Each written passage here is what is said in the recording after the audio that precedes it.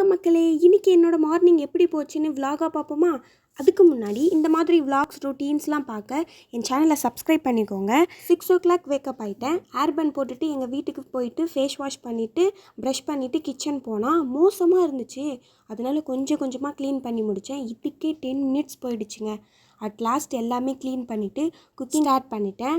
என்ன குக் பண்ணுறதுன்னு பிளான் பண்ணாமல் போனால் இப்படி தான் முழிச்சிட்டுன்னு இருக்கணும் போல்.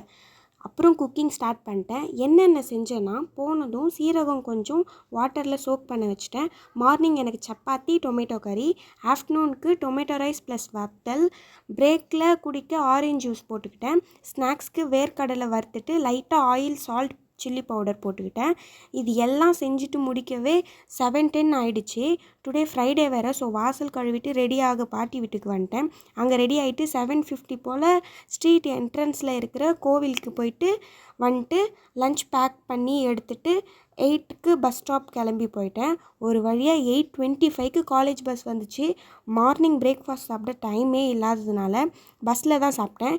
8:50க்கு காலேஜ்குள்ளே என்ட்ரு ஆகிட்டேன். அவ்வளோதான் என்னோடய மார்னிங் ருட்டீன். பிடிக்கும்னு நினைக்கிறேன். Like, share and subscribe for